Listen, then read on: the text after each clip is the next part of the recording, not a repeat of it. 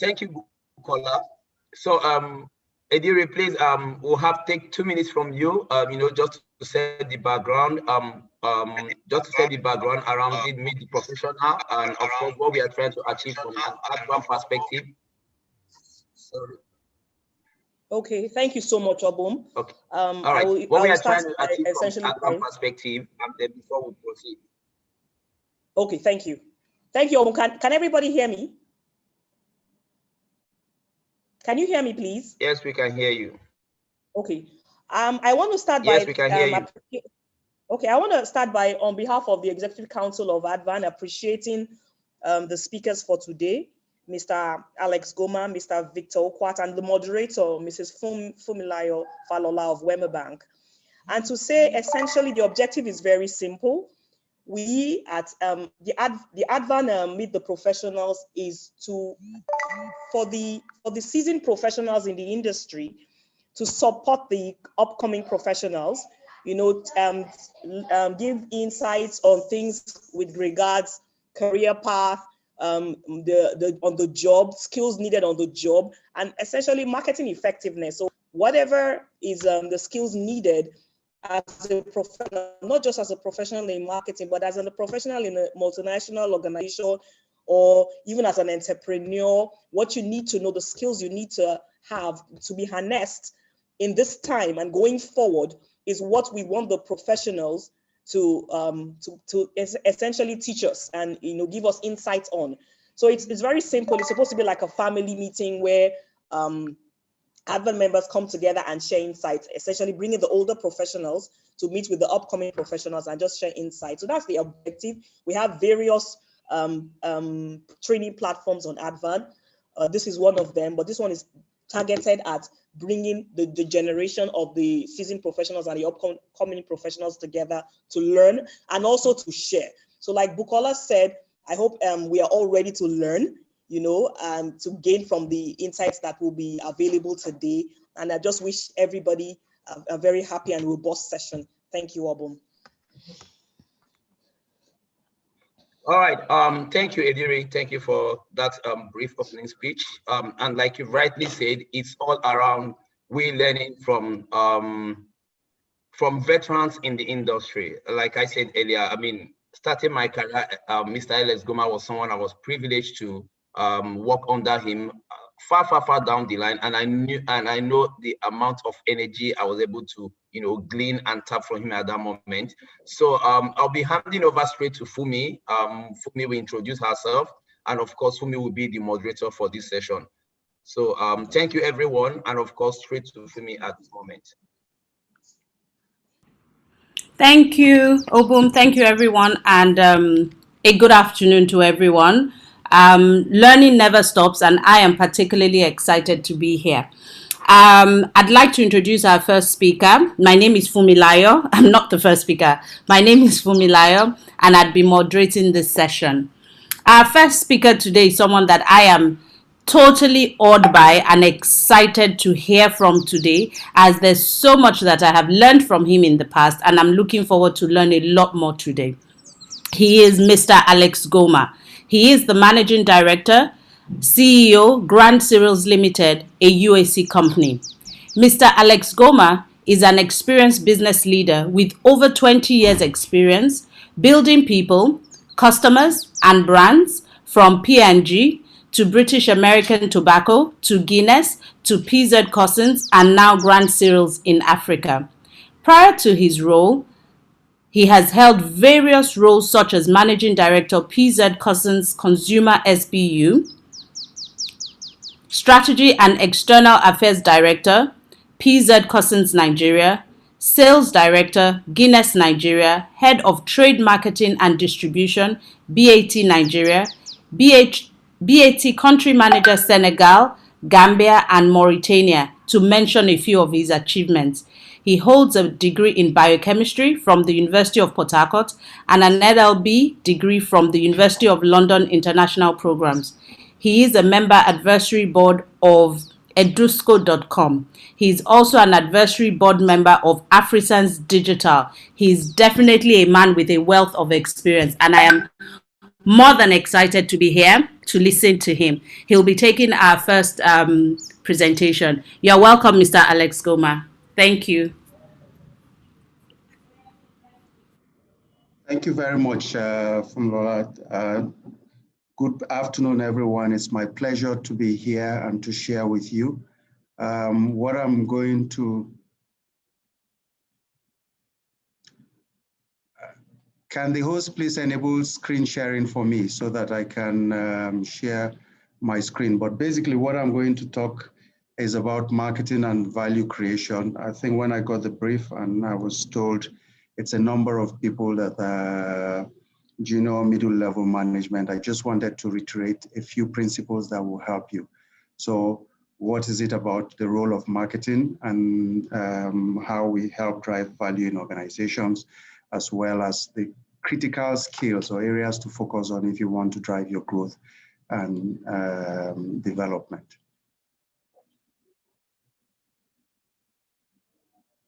Can everyone see my screen? So I have about 20 minutes to do this, right? Basically, I'm going to talk about the role of any organization, what's value, and then role of marketing and how value is created, and skills that earn marketers leadership. And basically to summarize and close. I think the reason why I'm drawing this is the fact that I've seen it increasingly over my career, that at some point, as marketing professionals, we tend to miss the plot. We start to focus on the activities that we're running and fall in love with the thrills and buzz of the activity without recognizing what we're actually setting out to achieve. I think the purpose of any organization is how to grow sustainably. That's really, in summary, what we do. And marketing is best placed to drive that growth, because the growth comes by you being able to meet a consumer need through the brands or the services that you offer. And so marketing actually drives the entire organization. Now, when we talk of core or classic marketing, we always talk about the 4 Ps, right? And when you look at it in every organization, even though there's a supply chain responsible for product, actually marketing determines what kind of product you want. Even though there's a trade team responsible for place, marketing determines, based on the consumer needs, which place you should focus on, and therefore how you interact. The price you charge for is a function of what the consumer wants to pay for, how your supply chain interacts. So marketing, again, leads that. And then marketing, of course, is at the forefront of driving the 4P, which is what the 4th P, which is what we advertisers or marketers are more focused on, which is about promotions. However, you don't do this in exclusion of all the other functions. So in reality, marketing is not just a function. Marketing is the business, is the strategy of any organization that wants to grow. We've got to understand that, and therefore the marketing function is the best place to drive or lead that conversation. However, you've got to earn the respect of all the others for you to be able to be in a place where we can drive that. Now, how do we do that? We've got to understand what value is. So every organization is about how you grow value. And basically, marketing helps to do that. Value resides in what you do for people and how you make them feel. This is actually at the heart of what you call a brand. Every brand strives to deliver very tangible benefits because it serves a purpose for people, but most of all is how to make them feel. The money you get as a result is simply because of the value you've created. So money is simply a store of value and a means of exchange of value. So the more you build value, right, the more the income that your business or organization gets. And one of the best examples you can see worldwide of building a brand is Apple, right? This data is a bit old, but if I use today, the market capitalization of Apple is about 1.2 trillion today. Now, when you compare that with the value of GDP of a number of countries that we all aspire to or look forward as well-developed countries, we can understand what the value of a brand is. So what does it take to build a brand? We've got to understand it has to deliver tangible benefits as well as how it makes people feel. So what differentiates Apple from other phones?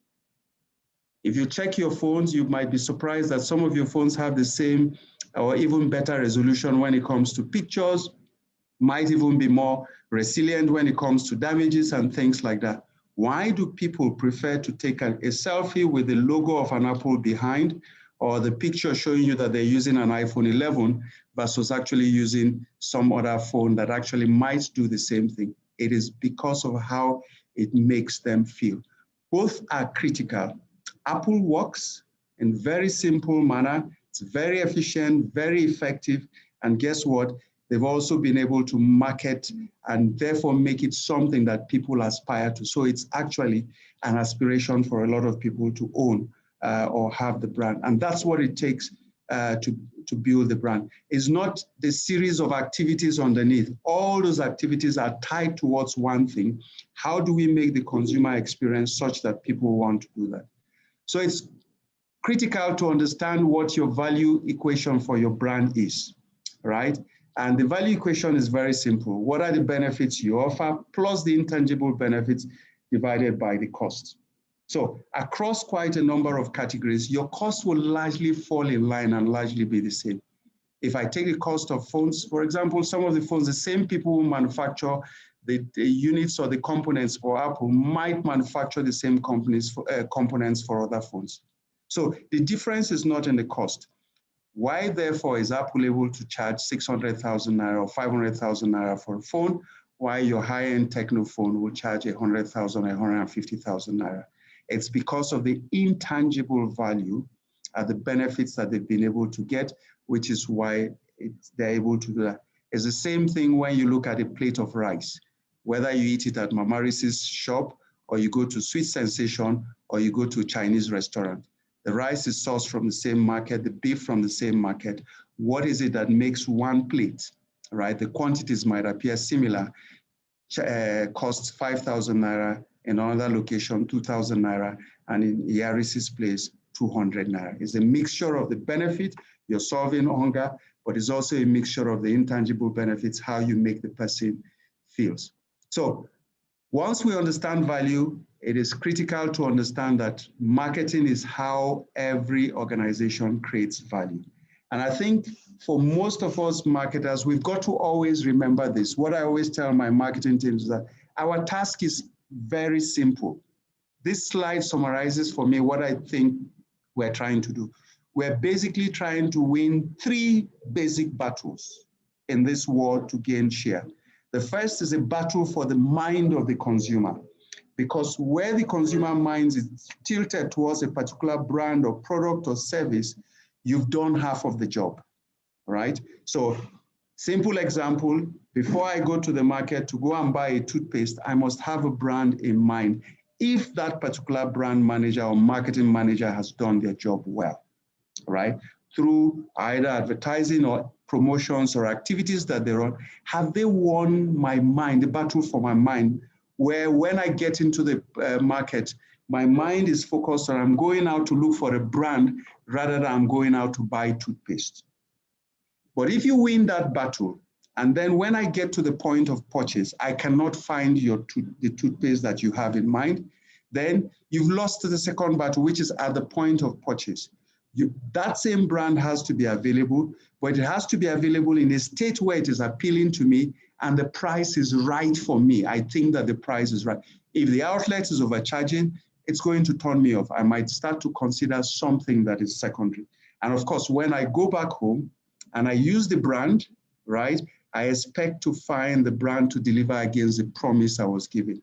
If it doesn't work, I will be disappointed, and I can do a couple of things. The first is that, of course, I can discard the brand. And the second is that I can also decide to badmouth the brand, especially in the world of today, where I have a simple tool, a mobile phone that can reach out to 1,001 or millions of consumers by saying this brand is poor.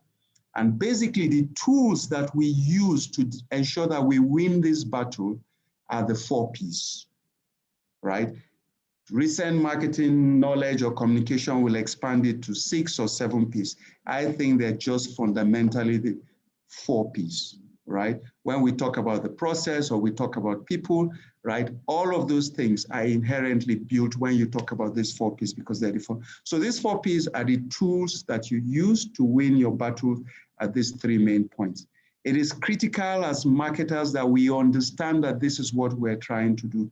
So we don't fall in love with either the adverts we're trying to create, we don't fall in love with advertising, or we don't fall in love with ambassador programs, we don't fall in love with parties or events, because these things are more exciting, right? We should be focused on the outcome we are trying to create and how we manage these outcomes, and therefore how we try to drive that. Sustainable value lies in building brands out of your product. And a simple example, we all know this, is the difference between Panadol and paracetamol. We all know from a pharmacological perspective that it is inherently the same thing as paracetamol. Why is one charging 3 times more the price of the other? And why are people willing to offer that? Again, it's because they've been able to market or build the way they make people feel. So people have developed confidence in that particular brand. And that is why, despite the fact that their price is 3 times more, right, people are willing to pay for that. This is a concept that is very, very established in marketing, even in medicine, where you talk of the placebo effect, right? You can inject 2 people with 2 different things. One is saline water and the other is something else. Just the fact that you've gone through injection, right? People think that they've been cured. You know that their problem was more psychological. So we've got to understand the hierarchy of needs. We've got to understand what people are looking for. So once people go beyond physiological needs, they start to look for things that will help actualize them. And this actualization starts from very simple, basic products to much more complex products. So the question you've got to ask is, what brand are you building, and are you selling a product or just offering a service? The fact that you build a brand doesn't mean it has to be expensive. And that's the difference between selling a product that is cheap or selling value, right? Again, not to pick on anything, but if I look at a phone like Techno, they came into the market selling just price. So guess what has happened? They've tried to upgrade and move and bring in higher value items, but people who can afford this don't want to be interested in that because they see the brand as a cheap brand. It's the same thing that has happened with cowbell milk, right? Once you sell a product as cheap, now on the converse, look at Samsung. Samsung never sold, or LG never sold on the basis of cheap, even though their products were, they had low price products. They sold a particular thing. Life is good, right?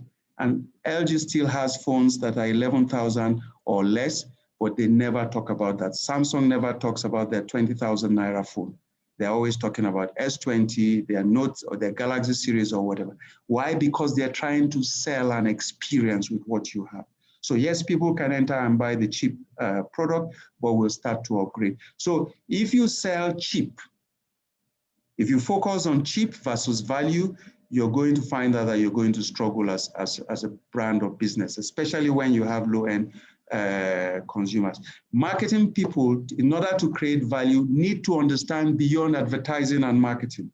You've got to understand the 4 Ps. So you've got to understand what is it that adds to cost to your brand or your product. And that means you have to look at resources, you've got to look at products, you've got to look at the processes. As a marketing person, you should be comfortable speaking with your supply chain. You should be comfortable speaking with your route to market people and your sales people. You should be comfortable speaking with finance. You cannot be an exceptional marketing person without understanding all of these things. So I think the era of focusing on marketing and just looking at only advertising, I'm fantastic at advertising, I'm fantastic at running promotions, will not cut it out for you as a marketing person. So there are a series of things that you've got to look at. Yes, the focus on the products, your processes, and your resources. You've got to always look at how you analyze your cost, how you optimize capacity, how you remove complexity, how you manage cost structure, how you manage your activities to look at the cost, and how you benchmark your cost versus the other people. Why? So that you can unlock the value in cost and you can apply that unlocked value in cost in what you spend in talking to the consumer. If you're able to do that, you're able to take non-value added cost or what is waste out of the system, and you can focus the consumer to drive that. Now, marketing is best placed in the organization to lead this, but you have to end this. Your supply chain colleagues are not just going to accept because we say, oh, marketing is the GM of the brand, or the marketing manager is or the category manager is the GM of that category. It's automatic. No, you've got to demonstrate leadership. You've got to demonstrate acumen. You've got to demonstrate problem solving. You've got to understand your fundamentals of marketing. You've got to be very fantastic at translating data into insights. And most of all, you've got to be good at collaborating with other people. You are leading other functions to ensure that you deliver the 4 Ps for your business. Building these skills are critical to enable you lead successfully. What I've seen is a lot of marketing people focus on just even one sub-part of marketing and have no clue, right, how to deal with the rest of the business. So when I talk about business acumen, I'm talking about understanding how your business runs overall, from supply chain to logistics to HR to everything, how they affect the quality of the service or the product that leads to the brand that you're selling out to the consumers. You've got to be fantastic at your marketing fundamentals. You've got to understand that your journey, what you're trying to do is move consumers from where they have zero awareness of your brand to where they become loyal users of your brands. All the tools that you apply, be it sales, promotions, be it branding, be it point of sale material, these things are tools to help you drive consumers from awareness to consideration to being trialists and regular users of your brand, and then loyalty. Every company only makes money when consumers try your brand, or they're regular users or they're loyalists. Money spent in advertising which does not convert to trial generation or regular usage or loyal users is a waste of money. So it's not just about the quantity of advert or the amount of money you spend, it's about whether those things are translating into real cash for the business, right? So these are core skills that every marketing person is critical to understand. Insights is another one, right? It's important for us, there's quite a large amount of data that exists. How do we translate this data into insights that allow us to think, not just for the short term, but for the long term? Okay, today we have a COVID-19 pandemic, right? Everybody is going to buy hand sanitizers or hand wash. Is this thing a fad, or is it a trend that will happen? Are behaviors changing, or are consumers frustrated about it? Right? I know of businesses that have invested and gone to expand to drive a hand sanitizer business. And right now they're beginning to see that there's a decline in this particular business. Why? Because consumers have not fully adopted the behavior. So for you to drive this, right, it's not just the fact that there's a health scare. How do you drive this into something that the consumer adopts and therefore accepts and understands why he should pay for that? And do you understand the options that are available for the consumers?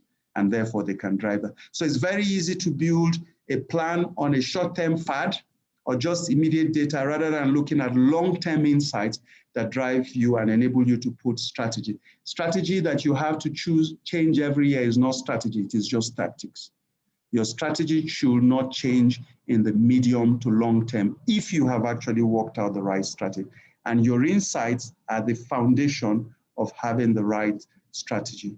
You've got to understand problem solving. What exactly is the problem of your brand? I've seen instances where my marketing team have come and said, you know what, we're not spending on advertising, these guys are spending more than us. And I've asked them, what is the problem of your brand?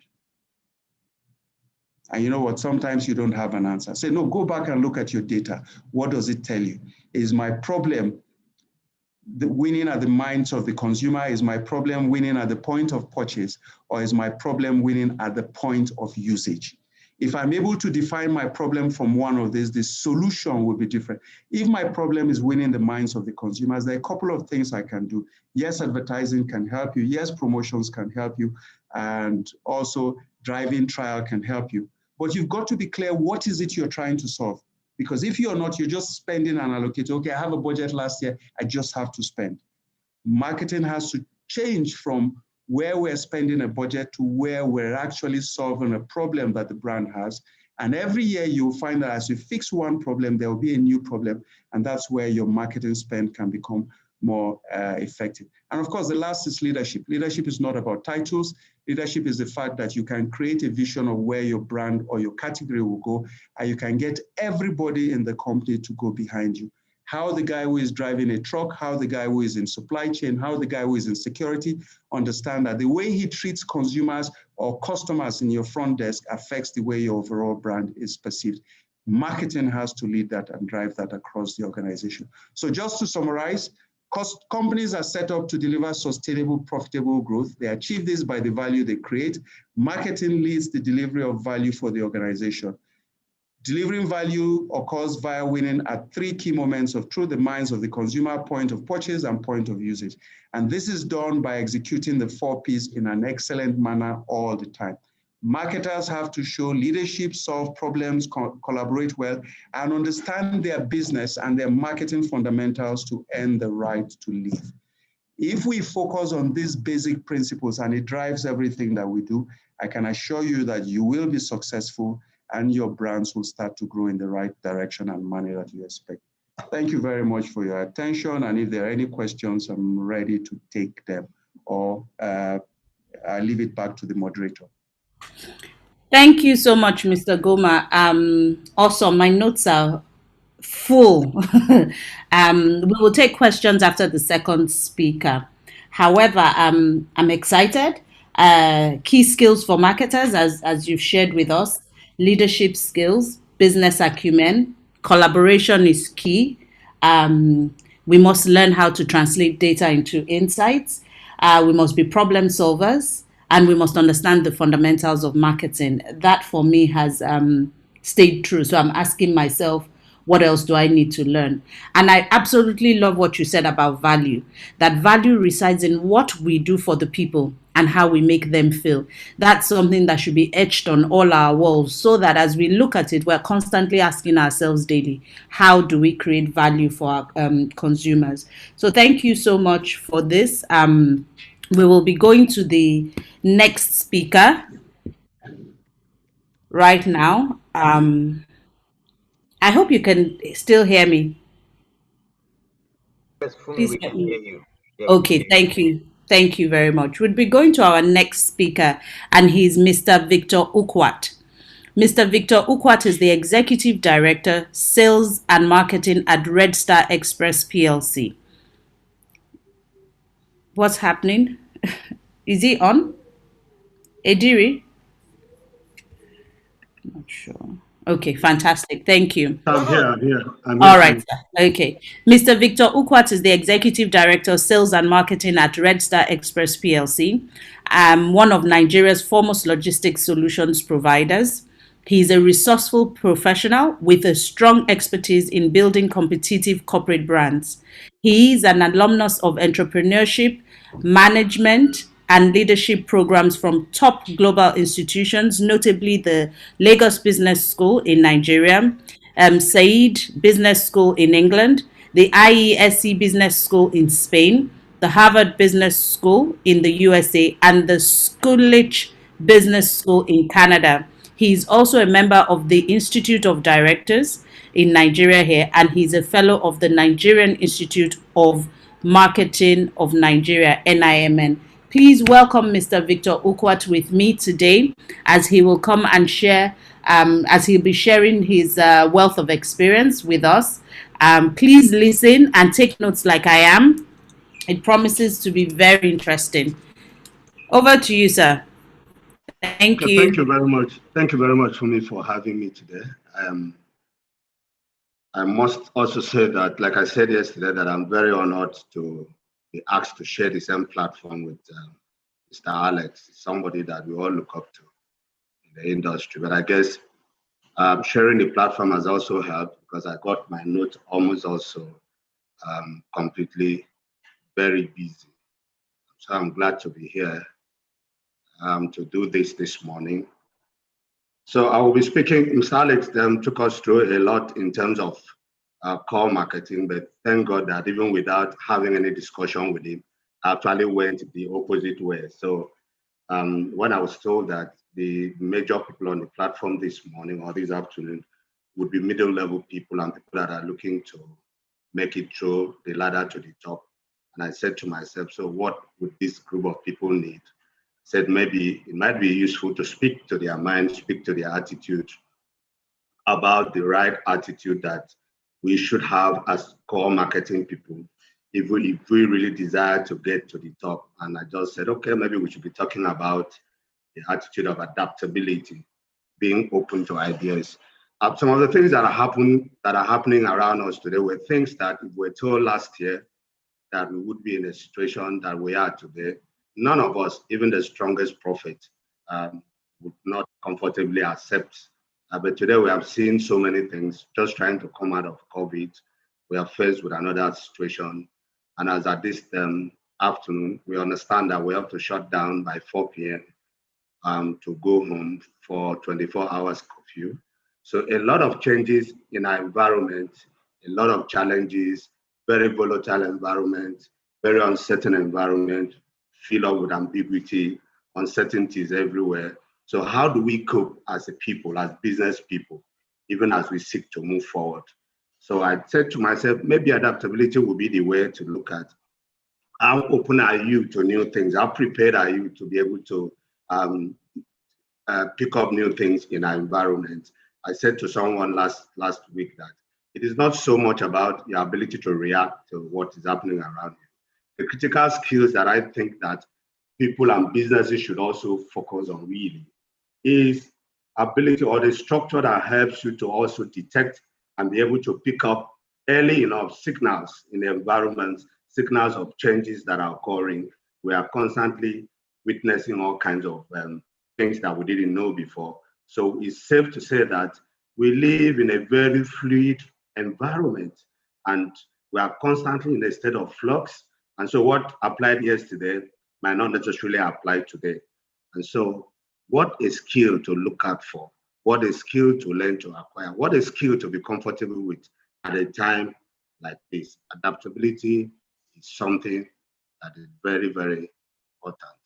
Adaptability is something that is very, very important. So just a minute.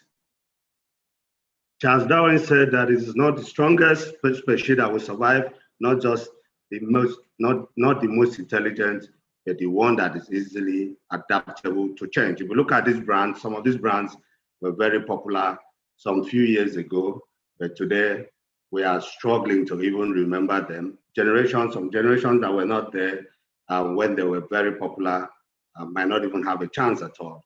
But those of us who were there and we always heard about them, we're struggling to identify them in the place.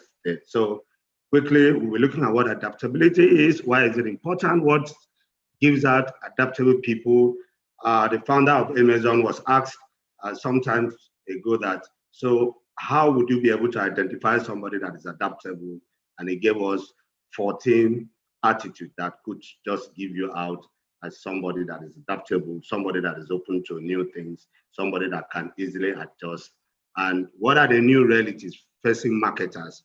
I tried not to dive too much into core marketing. I would rather stay on the side of business leaders, people that are seeking to move into leadership position, even from marketing perspective. I think that is a good thing to say. And how do we adapt? How do we earn customers digitally at this point? I guess Mr. Alex has also spoken a lot about that. And are you willing to make the move? And then we just conclude with that. So the ability for people, teams, and organizations to adapt to changes in their environment, stay relevant, and avoid obsolescence is the defining characteristics between success and failure, growth and stagnation, business success and bankruptcy. That is what the founder of Amazon shared with us, and it's so true. So adaptability for some people is just being able to adjust to new conditions. That's what Oxford tells us. But it also means that one is able to quickly respond to changing trends and innovation, the stabilization, industry shift, and disruptions in our space. What a time, what an interesting time that we're living today. So if a business or a leader or you're leading a team and you don't have a structure that is permanently being able to pick out things that are changing in your environment. I mean, for instance, you're in Lagos now, and you're not even aware that a curfew has been imposed, then there is a challenge, because your ability to then respond quickly and respond economically, as we've been told, means that you might just be left behind. So maybe the first thing to worry about as we progress is, do I have the attitude, or do I have a structure from the corporate sense of it? Do I have a structure that is constantly looking at the environment, what we call business intelligence? Are they able to look at the environment and constantly watch and see trends that are changing, consumers' behaviors that are changing, consumers' attitudes that are changing? What is the environment saying? And you are able to then begin to plan internally to realign your resources, realign your competencies and skills, realign your assets, realign even your financial capital to be able to respond to the things that are happening. I can tell you that businesses that are not as smart as this, that are not as nimble and agile as this, will always soon also disappear from the radar. So it simply means being nimble, open-minded, perpetually optimistic, and exhibiting extraordinary resilience. It is very important. So we need to begin to then ask ourselves, why is adaptability important? For you to remain relevant as a business, you will need to be able to evolve with the environment. People that insist on doing things the way they've always been doing, even as individuals, will find out that these people will soon run into problems. A lot have already been left behind. You want to be able to embrace challenges better, because when you are prepared from the internal, and then you should then be prepared at the external. So it's important that we begin to evolve the attitude. I don't know how many of us have read the book, Who Moved the Cheese? It is a very, very simple but very important book for leaders to read, no matter the level that you are. I've read it more than 20 times, and I read it at least twice every year. It is important to have the attitude, especially in an environment like ours, that there is so much unpredictability. You need to be able to keep an open mind. And if you want to be a better leader, a leader that is always ahead, a leader that is able to prepare your team to respond as a need arises, then you need to be able to have the attitude of being adaptable, being able, being willing and ready to change as things are occurring. As long as you're fast, as long as it's economical, as long as it creates more value for the organization and yourself, and then it's something that we need to think about. Workplaces are changing faster than ever before, and if you are not willing to constantly adapt, then expect to be left behind. To adapt is to grow, to change, and to change, you must forego what you believe to be right before, classify it as wrong, and then adapt what you now believe to be the new insight. Some of the things we are holding today, like the meeting that we're holding, a lot of us are in our homes joining this meeting. We were told last year by this time that this was going to be the in thing in Nigeria. I'm very sure some of us would have said, no, not in my lifetime. Look at what is going on around us. Are we looking to have companies without MDs in the next future? Are we looking to have companies without departments in the nearest future? And then the element that Mr. Alex also talked about, collaborating skills, now becomes very important. Some skills have become very critical on the table. Adaptability, collaboration, critical thinking, problem solving. These are skills that marketers need to begin to think about. If we believe that you will grow from where you are to become the leader of your company. In recent times in Advan, we've been talking around issues of getting marketing professionals to become the CEOs of the companies. You would need to step out of your core space to begin to look at leadership skills that go beyond the core skills of marketing. And those are things that the first speaker talked about, and I'm also re-emphasizing here. With the VUCA environment, traditional forecasting and analysis that are at the heart of strategic planning is becoming inadequate. Those that thrive are quick to read and act on signals of change. They have developed the capacity to experiment rapidly, frequently, and economically, not only with products and services, but also with business models, processes, and strategies. How prepared are you? So what adaptable people do? What are the things that you can see and say that, okay, Mr. A or this company, this particular company has a very high level of adaptability. I want us to begin to worry about these things. These are things that not just for the corporate, even as individuals, that can guarantee you long-term relevance. I said to everybody that comes around me, I said, how relevant do you think you will be in the next? Somebody said, we are not even living by the day again. We are living by the moment, by the hours, by the second. The days have become too long. When we came to work this morning, we didn't know what was going to happen in the next by 12 midday. That is the challenge that we're facing. So people that love to experiment, they see opportunities where others see failure. There is no guarantee that the habits that have defined your success last year, yesterday, will still be relevant today. But this speaks to our mindset. We need to open up our mind.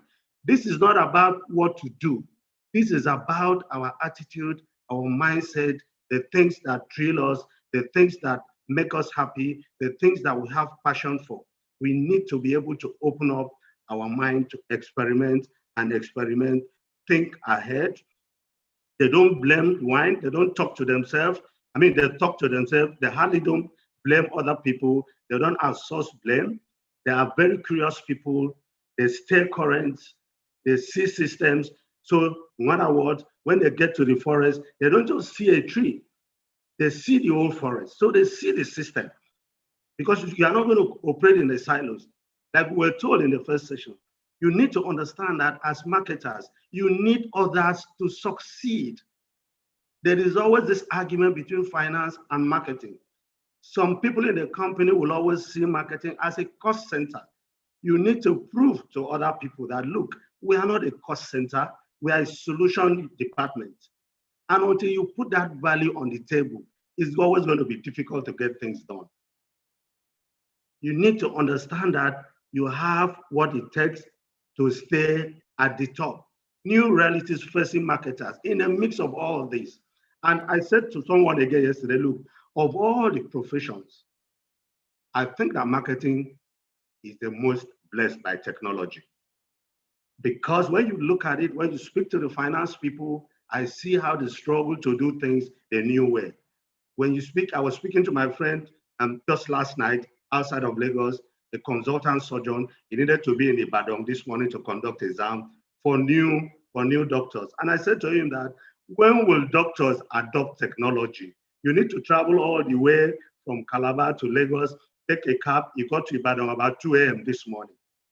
So let's make use of this technology. Digital marketing has become a tool that we cannot run away from to be able to engage our customers. Mr. Alex talked about gaining the consciousness of our consumers. We need to focus on these tools. For the old companies, then we need to be able to migrate effectively to make things comfortable for our customers. We need to also understand the mix of the population of Nigeria. We're in a country where almost 70% of the people are below 30 years. Where do they get information from? They really will go and look at a big signage on a Papa Oshodi or on Lagos Ibadan Expressway. They don't get their information from there. So this is a challenge for advertisers. Where do you place your information? It is important. The data management has become very critical. Are you able to transit from data to useful information that can build your brand and build your business? Are you able to create something that makes your consumers part of the process? Because that helps them to take ownership of what you are trying to do. Are you going to build a tribe culture and advocacy? Loyal customers who go on to become advocates of your brand. It is very, very important that marketers keep all this in mind.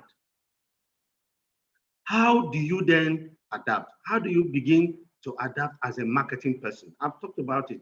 Digital marketing is there. Analytics has become very key. focus on customer experience, create a cause for customers to be part of. Are we able to get our customers to share in the process of creating value? It's very, very important. So how do we then build customers base? Let me just put this single slide just to make our core marketing people happy. How do we build customers? It's been a challenge for me as the director of sales and marketing. So how do we build customer base? Search engine optimization has become a key issue because our population has more than 70% of people who will not go the traditional way. So we need to be able to place information where most of our people can get this information from. Pay-per-click advertising, content marketing has become key, email marketing, social media, customer referrals, free trials, these two has been talked about, free trials and downloads. So you can see that the traditional space has become almost impossible to get things done. So we need to make the change. Making the change, a few tips. Change your thought process. Let go of the well, that is the way we have always done it. That mentality has to go. The question should be, how are we going to do it? Not the way we have always done it. Be willing to make mistakes. This is really about leadership. A lot of us build a culture around success. What that does is to create a culture of fear. When you build a culture of curiosity, a culture of wondering, a culture of mental freedom, where people are willing to explore, your team members are willing to explore without fear of being punished if they fail, that culture is called an innovative culture. You are going to see the result when you allow people to feel free, to wonder, to create things, to innovate, as long as the mistakes are not so costly. Some companies these days even plan for mistakes in their budget because it allows people to wonder. The generation that we are dealing with are people that want to express themselves. We need to allow that. We need to take risk, calculated risk, but please, risk is part of it. Be open-minded. Ask questions. Ask questions. Ask questions. Always ask questions. The person that asks questions will never go wrong. There is no shame in asking questions. It's a fool that does not ask questions. Embrace learning. I posted something this morning somewhere, and I said the way for leadership, even for marketing, is to learn, unlearn, and relearn. Anybody that does not have a culture of learning, anybody that assumes that I know too much, it's only a matter of time they are going to expire. In conclusion, those who remain flexible and have the opportunity to adapt their thinking and behavior circumstances possess an important skill. Turning moment of change into opportunity, however, means we need to be ready to embrace change and create a network that supports us and tools that help us navigate change. This is not just about what we do, this is about mindsets. We need to create teams, we need to create companies, we need to create individuals that are open-minded, that are willing to experiment, that are willing to try new things. And above all, keep a tap on your environment, external environment, internal environment. Because if we don't do that, things will be happening and you are not aware of. There are brands that set out to develop new products in the past. They were still in the process of developing those products. Another company jumped in, got their product first to the market, and the rest is history. So as marketing people, let's learn to be open to new ideas. The environment is changing and changing very hard. The speed at which the environment is changing is dangerously high. So we need to for us to stay on the game, we need to really, really, really open our minds and be prepared to take change, deal with change economically, and create more values for our businesses. Thank you very much for having me this afternoon. And thank you, Mr. Alex. I think I learned a lot from your presentation. Thank you, sir. And thank you, Ejiri. Thank you for me. Thank you, all the people that are on the platform this afternoon. And please stay safe. So we wait for questions. Thank you. I couldn't stop right. Thank you so much. I think one of the things that I'm putting on my wall again is we must learn to turn moments of change into opportunity. And we must constantly seek to create a network that will support us. For me, that is massive, you know. And when we're looking at networks, we're looking at Advan and the likes of it, you know, to help and support us. I think you spoke. In fact, both presentations are a whole marketing semester, really, and it's exciting for me. You also talked a bit about some of the things that Mr. Goma had spoken to, which was being able to know how to translate data into analytics. So as marketers, that's something we must actively learn how to do if we don't know how to do it now, and continuously do. You also talked about us being able to adapt. So some of us, yes, will say we'll do it the way it has been done, but we must learn that being open-minded is a skill that we need. Being nimble is something.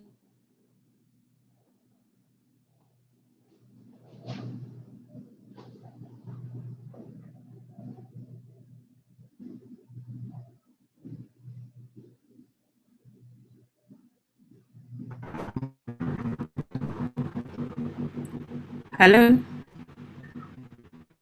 Hello, Siri, Fumi. please We help can me if hear you can hear you me. for a Okay. bit, but we can hear you now. Okay, sorry about that. I just went off. So I was saying that we must be nimble. We must be better leaders. You know, that was another thing that came out strongly from this session. And I think there's one salient one that I picked up, which said, "Take note of signals of change." You know, and that will lead me to the first question. I apologize. If you have questions, please put it on the question and answer bit of the chat room, for those that are listening. But I would like to cheat a little and ask my first question. And I'd be asking from both.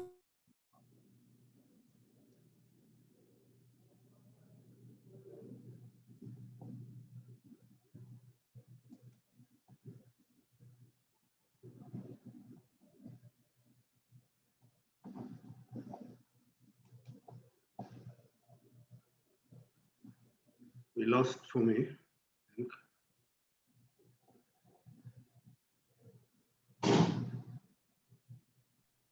Okay, let me just try and get her back. Just a minute, please. I think she's having a little bit of issues with her network. Hello, Fumi, can you hear us? Yes, I can. I apologize. I'm not sure what's happening. Can you hear me now? We can hear you now. Can you? Yes, You can Okay. go ahead. Okay, yes, I apologize for that. Must be the network. So quickly to my question. I was saying that if you have questions, please put it on the Q&A section of the chat room. But I have a question, and my question goes to both speakers. We are told that as marketers, we should take note of signals of change. I'd like Mr. Ukwat first to please give me some of the, maybe with a bit of live examples of how to take note of signals of change in his industry, you know, some of the things that he's seen. And then after that,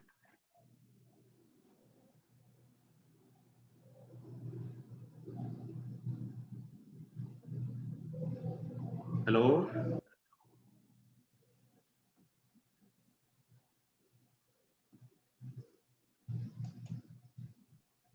No, I think Fumi is off again. yeah, it's not a network issue because on my other device, the network seems to be working fine. Okay, anyway, so that was my question. Did you hear my question, Yes, I did. Mr. Yes, I did. Thank Yes, you. Thank you. absolutely, I did. Okay. So thank you very much. I mean, for the corporate, it's just straightforward, because we strongly believe that you cannot influence, you cannot change, you cannot get done what you are not aware of. And so you need to be able to have a structure in your space that constantly monitors trends in the industry, not just the industry, there are different levels in the economy as a whole. So what are things that are changing in some offices, some corporate, they would have department like market intelligence department. So they are constantly looking at the external environment, trying to pick up trends, do a lot of trend analysis. What happened last year? What is happening this year? Including consumers' behavior, including financial information, in all sectoral analysis. So they are constantly on a real life basis, measuring things that are happening, that are happening. And then you plot that in, and you are able to see the changes as they occur. As individuals, there are various ways that we can pick up information from the environment. I guess the whole thing starts with the desire, and that starts with being open-minded. Once you are open-minded and you have a strategy around gathering information and being able to pick up things in the environment, then you will do it, because that would then mean that they're able to listen to the right channels to get information. They are ready to form the right collaboration and interactions to be able to get information. You talked about Advan, for instance. I mean, we all one way or the other get information about marketing things that are happening. I guess just the desire to do it and then keeping your mind open. And then you can work out there 1 million ways you can get information all around. The critical thing is, what kind of information are you looking for?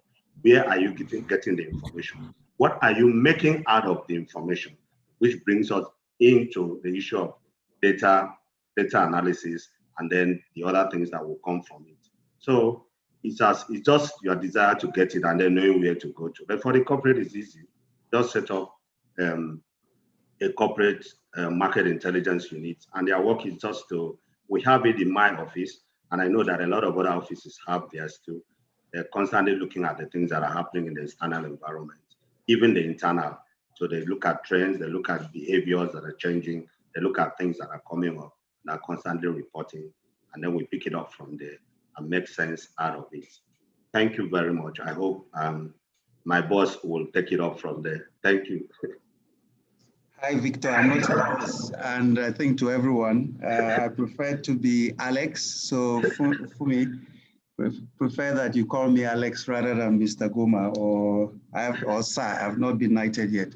So I'll answer your question. I think the first thing is around the fact that marketing people, we've got to be comfortable with reading wide and actually scanning the environment for signals. Yes, it's important to have a market research or market intelligence system that operates, but actually you should build a habit of curiosity and asking why.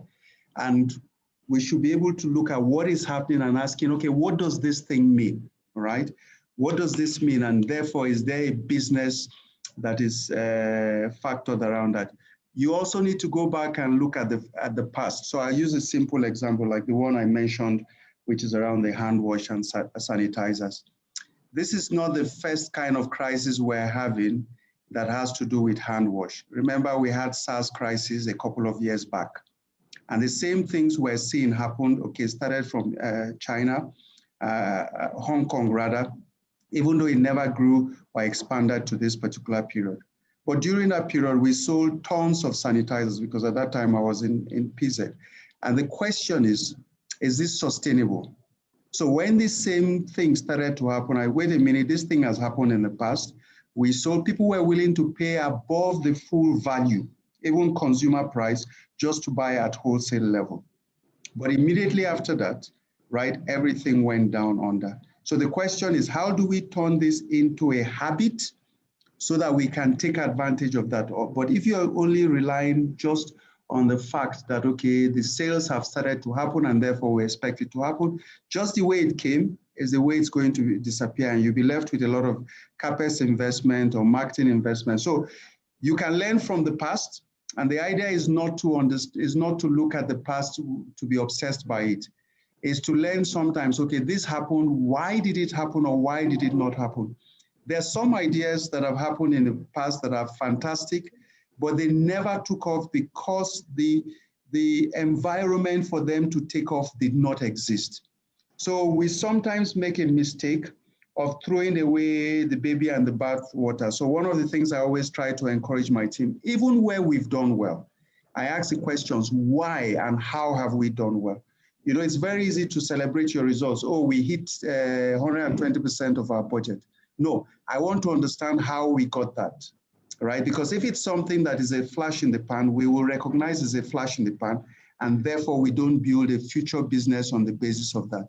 If it's something that is an emerging opportunity, we can then look at that and say, this is how we drive that. So if you're able to connect the dots from a lot of this, build the curiosity like a small child, you've got to read why. There's a lot of data and information that is sitting around.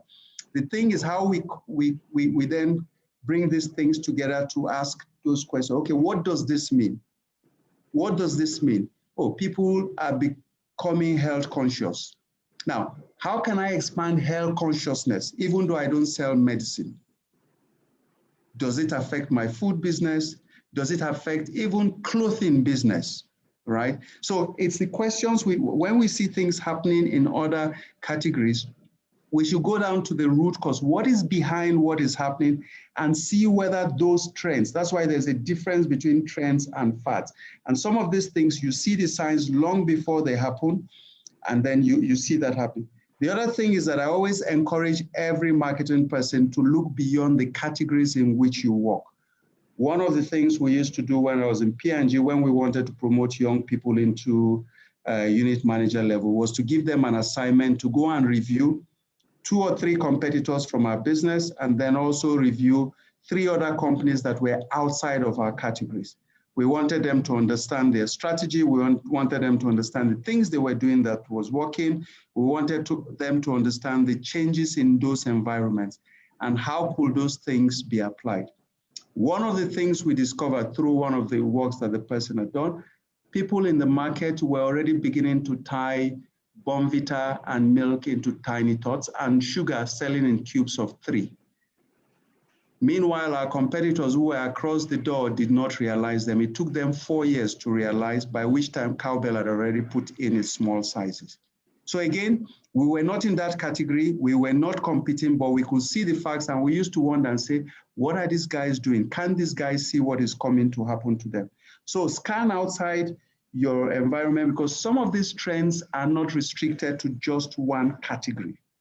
They're transferable. So if somebody is focused about health consciousness, health can affect food, it can affect drugs, it can affect clothing, it can affect climate or electrical equipment that affect climate, that affect health. So it's a wide range of things that you can do to look at that. The last thing I'm going to say to support that is marketing people have to build the skill of how to reframe things.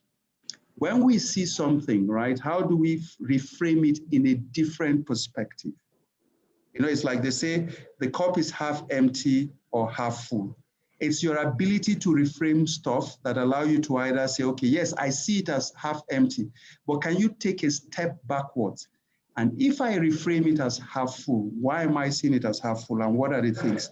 So added to the things that Victor had talked about, having a structure for things, right? I think you'll be able to build that kind of mindset. And then organizations, of course, have the tools to help you understand that. Now, in Nigeria, we have a challenge when it comes to market research and intelligence, because a lot of the research data that we have is often extrapolated.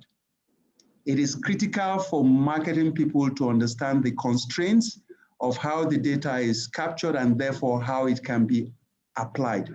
So sometimes I've seen people use data in many ways, right? You use qualitative data to make a real hard business decision where you need quantitative data to do that. So we've got to understand the opportunities, the advantages of a particular kind of data or research or insight, and the limitations it has when it comes to decision making, which means we have to understand the principles that govern them.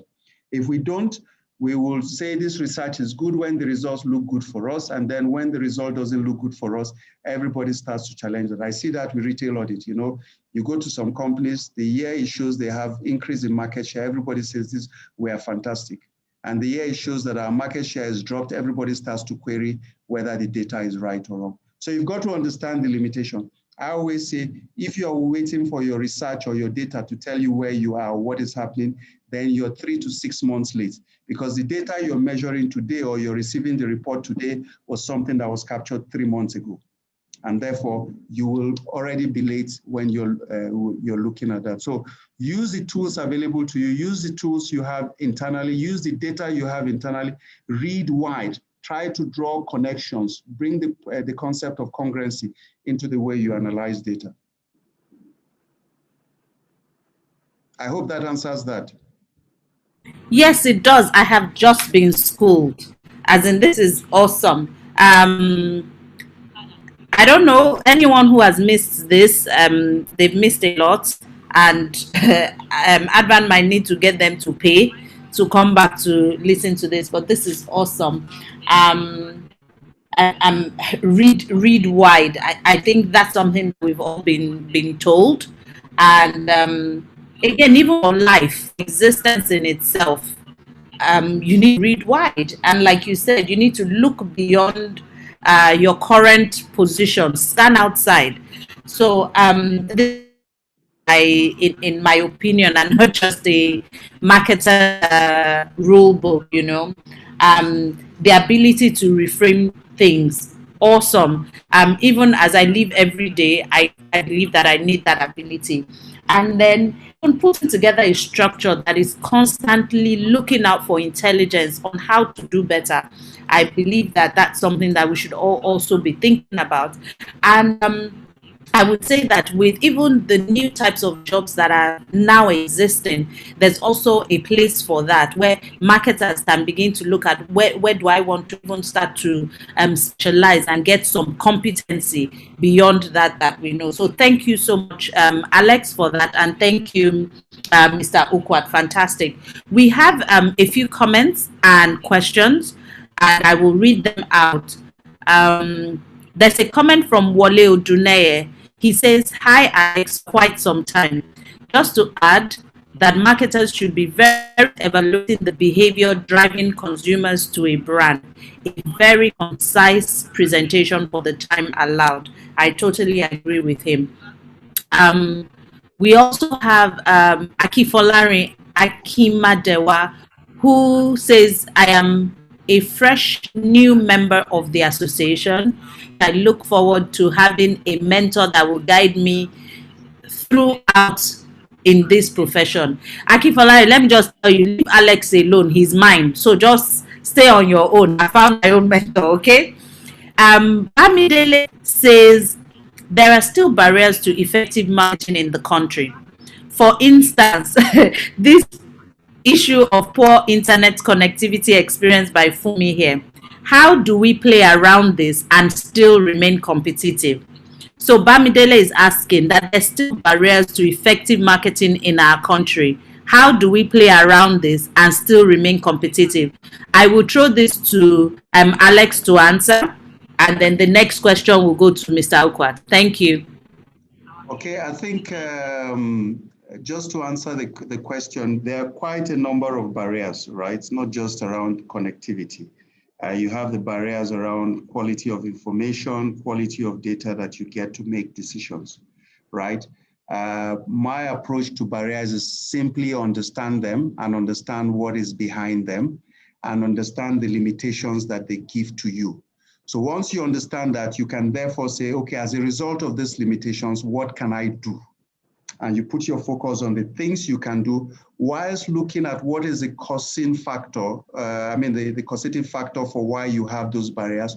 So you have to understand them so that what you're watching is for the signs as these barriers are being lifted for you to now say, okay, I can now take advantage of what you have. So you might have limitations on digital, right? What does it mean, therefore? If you have issue of connectivity or bandwidth, can you therefore look at ways you can drive some of the things you want to do by reducing the size of the things you want to communicate? Okay, we all talk about digital communication, and sometimes I say, okay, when you look at YouTube and you look at an app, right? Most times you have 3 seconds for the consumer to decide to skip the ad and go to what he wants. Now, people can see that as a barrier to say, I can't market, I can't advertise on YouTube. No, what I say, it means that what is telling you have 3 seconds to sell your message across. What is it that you can sell in 3 seconds that keep the person for the rest of the ad? If you don't get that, then you can't use the fact that, okay, they've put a 3-second constraint as something that stops you. So you've got to walk around the constraint by asking yourself, this is how you show your skill.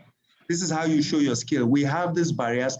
Despite these barriers, these are the things I'm doing. So recognize them. Don't pretend they don't exist. Recognize what is the driver so that as you're watching, right, you're ensuring that you can understand the signs that say, okay, this thing is being unlocked, so you're ahead of the curve.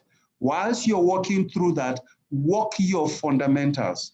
The businesses that thrive well when barriers are very high are the ones who work their fundamentals so hard.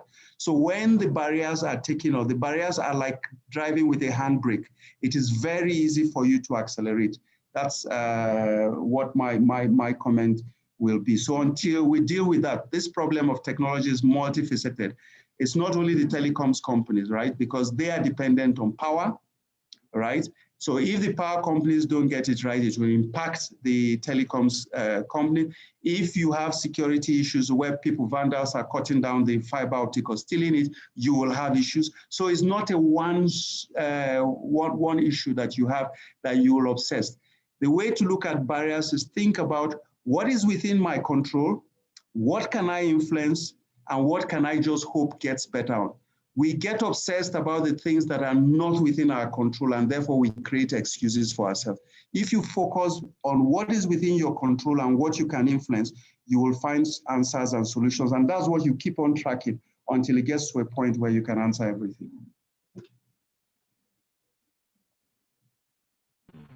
Thank you very much for that. Our last question for the day goes to Alex.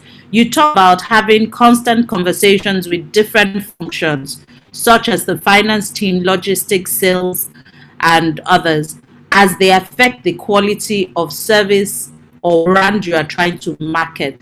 Can you please elaborate a bit more? Okay. One of the first things to do, because as the owner of the brand or the brand manager or the marketing manager, right, you're responsible for the brand and driving the strategy of the brand. So in very simple terms, if you have not clarified what you're trying to do yourself, you will not be able to have conversation. So what I always advise people, do you have a very clear brand or category strategy that is very simple, that shows your clear objectives, what problems are you trying to solve, and how are you trying to solve them using the 4 Ps, and what will you get as a result of this? What will you get in terms of sales revenue, profit, and market share? All the other indicators you're managing are secondary. So somebody has asked about brand equity. No, brand equity is a means to an end, right? All the other marketing fundamentals you measure, they are means to an end. So yes, they are secondary, but you've got to be able to. Now, when you have this document, you need to go and sensitize this document across your colleagues. So when you go to supply chain, guys, look, what I'm trying to do, I want to grow my brand from X to Y. And look at the value it will give to us. So if we grow this brand from X to Y, we're going to get 10 billion more profit. You know, this 10 billion more profit will help us to invest in your plant, in this, in this. How can you help us do that? Because part of the challenge we have today is consumers are telling us our products are not good or our products are too expensive. So how can we unlock the value? You're not throwing things at them. You're going to them with this thing to collaborate. The same way you go to your sales colleagues and you say, you know what, guys, one of the biggest challenge we have is that in the outlets where we're present today, our market share is 14, right? But the challenge is that we have only 10% distribution. So how do we expand this distribution in a manner where we grow?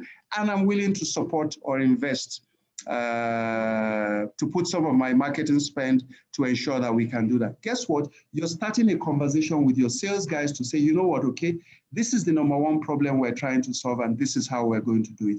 The same thing with finance. You go to finance and say, okay, what are our profit objectives for the year, right? And what are we willing to do? So, okay, let me look at this. Let me show you. I can show you how we can deliver this profit if we invest behind this brand or this brand and that brand. Yeah, baby. Your strategy is the platform for you to say, okay, this is how I want people to have do told it. them that the next So we are finished by asking questions that I can only take one question. each one, right, that we are dealing with, right, you've got to go and say, this is what the issue is and this is how we want to solve them.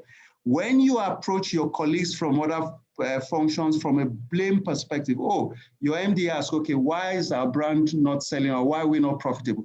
And you go and say, it's the sales guys, is their problem this and that? You know what, the sales guys will never back you up. Or when you go and you say, oh, it's the supply chain guys, they're the ones that have a problem. No, you should be able to speak for the team. Look, MD, the problem is that consumers are complaining about our brand. They say it doesn't deliver for them. I have already spoken with our supply chain colleagues. We have a number of initiatives to fix it, so we expect this to be fixed in 3 months. Your supply chain colleagues are always going to support you because they know that you have not thrown them under the bus. You've actually walked them into solving the problem, but you've addressed it from a solving the problem rather than pointing the blame perspective. I think that's something that we've got to focus and look at. There's one question somebody has asked, even though you didn't highlight it, which is around brand without charity and CSR work is zero. So just to give, because it's an interesting question, the key thing, like I said, your brand is about what it does and how it makes people feel. So where you have an environment and where your target consumers are very conscious about something in particular, a brand that addresses that concern for them is a brand that they will always be strong with. So very simple example, if your consumers are concerned about the environment, right? You've got to, in your execution, demonstrate to them, yes, I'm driving sales, but this is how I am helping fix the environment.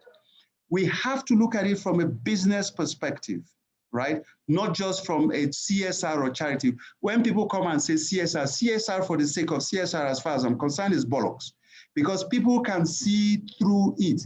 It's a question of authenticity. So we do 1 or 2 tick box events, right? You have revenues in billions, and then you go and give 1 million to somebody and you make noise about, they say, if I was a consumer, I would feel pissed about that because you're taking me for a ride. So what consumers want to see is authenticity. That when you say you're focused, right, you're focused on their needs. Now, for me, you always have to link it with your target consumer or the consumers you think that you're going to get. For every brand that operates, yes, you get a formal license to operate, but you need a social license. It's the consumers that give you that. And there will always be a difficult challenge to find where exactly is the balance.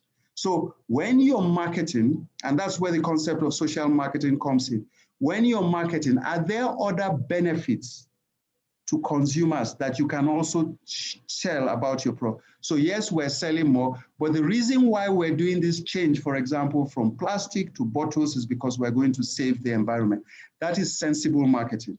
But to say, okay, I'm going to say, okay, my people are interested in environment, I'm going to donate 5 million to an environment, this thing of focus, that's very different, right? So brands need to be involved, but they need to look at the things that their consumers are looking at. So for you to make consumers feel well about you, you've got to understand what their feelings are and how you can use your brand and your marketing, your packaging, your product, your place, your support. You can actually turn it into a commercial venture. Okay, the consumers care about how you take care of the orphans. You know what, we can decide to say, okay, I'm going to run a promo. This is a special promo pack. For everything that you buy, for every 1 unit that you buy, I'm going to put 1 naira or 10 naira or 1,000 naira to support an orphanage. You know, you're getting them to participate, and at the same time, you're demonstrating. So it's how you work your marketing to ensure that you make it part of everything. It shouldn't be exclusive. It shouldn't be an aside. It shouldn't be a tick box where we go and run one event that has no link to what you're trying to drive to your brand proposition. That's what I think about that. Awesome. Thank you very much. It's been a wonderful session and a wonderful time. Like I said, I have been schooled and my notes are full. And I do thank you. Thank you, Ms. Alex. Thank you, Mr. Ukwat, and everyone for staying tuned. We are rounding up, and I'd like to just invite our technical partners who have made it possible for us to hear ourselves and share this learning with others. The people at Do Chase, I'd like them to say something to us while we close out. Thank you so much, Alex. I'm definitely sending you a WhatsApp today.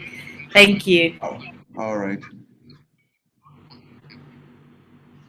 Good afternoon, everybody. Can you hear me? Can you hear me? Yes. Yes. Thank you. Okay. It's been a wonderful time speaking, hearing from these very resourceful people in the house, and it's an honor for us to also be part of this event. And we've always supported Advan in every capacity, and we're always proud of doing that anytime we are called upon. And Duchess is a marketing technology that supports advertising and marketing in different aspects. We build platforms and we build the technologies that agencies and brands use to reach their customers, from programmatic advertising to chatbots and to other things. You agree with me that there has been a challenge to marketing due to the coronavirus, and the pandemic is seeing no end soon. But the fact is that the world has changed now and is going to change forever. And marketing itself has also changed. And being a technology company, we don't just play followership position in that, but we play leadership position. And as a result of that, we also went back to our trenches to look at what happens when people can no longer connect together, because we probably cannot come together just like this event. Formerly, it could have been that we come to a hall and we're seeing all of that, every other person, and we are connecting physically. But what happens if we're not going to connect physically for a long time? But the truth is that we have always connected virtually, and virtually we're going to continuously connect. And so how are businesses going to continuously do their marketing? How are they going to connect customers who are heavily out of physical connection, but heavily present on devices and on the internet? And Duchess has come up with a number of products and processes that has made that possible. We've also worked with a number of brands in Nigeria to make that successful. And on the 23rd of this month, we'll be doing a webinar where we'll be talking about acquiring and retaining customers in the new normal. Because believe me, marketing is a problem and is a challenge. It's a problem that you will never solve throughout the life of the business. You either continuously improve on it, but you keep on acquiring customers. Advertising on the other side, it's something that you can never stop, but we need to change the way we do it. You can always change the way you do it, but you can never stop doing it. So advertising is, acquiring customers is the advertising part of it. Then retaining them is something that is also difficult in this place. And we have come up with solutions that we have worked with a number of brands to achieve that. And in this occasion, we'll be delivering that. Two of our executives, technical executives, will be going through the practical aspect of acquiring these customers and then using technologies to retain them. Some of the things that we'll be talking about include chatbots, which we have built, also reward systems, which reward people for engaging in your product automatically, and also things that around CRM that connect people and data from the point of people seeing your marketing or advertising material to the point of them coming to your CRM, and also giving you opportunity to continuously connect with them even after you have finished. I would like to use this opportunity to invite all of us to this. I'll share the registration link so people can actually register. Then you can always join us. Once again, I appreciate Advan and Ediri and the team for giving us this opportunity. And we are humbled that this has been successful thus far, and it will continue to be successful in all the things we do. Thank you very much. Thank you. Thank you very much. Thank you for partnering with us. I know that there's some comments on the chat saying that we haven't answered your questions. Please note that we will not be able to answer all questions on here. However, please send in your questions to the Advan social media pages. They will be collated and shared with our speakers who will give us answers, and then it will be sent back to all of us. So please bear with us. We understand that people have to start heading home for those that are in their offices right now, given the curfew. So we need to close out on the session right now. But thank you so much. Don't forget, these conversations will continue on the Advan social media channels.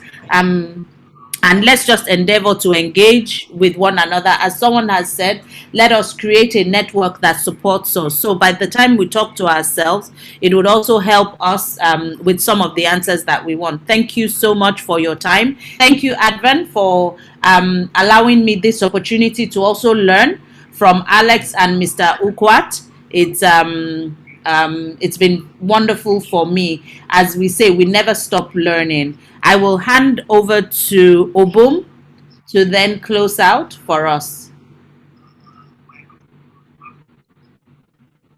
All right. Thank you, Fumi. It's been a very insightful session, and not just to repeat you, but saying a very big thank you to our speakers, Mr. Alex Goma and Mr. Victor Okot. So, and thank you to everyone for making our time to be here. Just like Fumi have said, we just have to end at this session because some people are still in their offices and need to begin to find their way back home to 4 p.m. So thank you, every one of you. We appreciate you. And we hope to have you in our next subsequent sessions, because as Advan, we just exist, to share knowledge within the marketing community and fraternity, and of course to ensure that we contribute our positive role within the society. Thank you, every one of you, and God bless you. Thank you. Thank you, everybody. Thank you, Obum. All right. Thank you. Yes.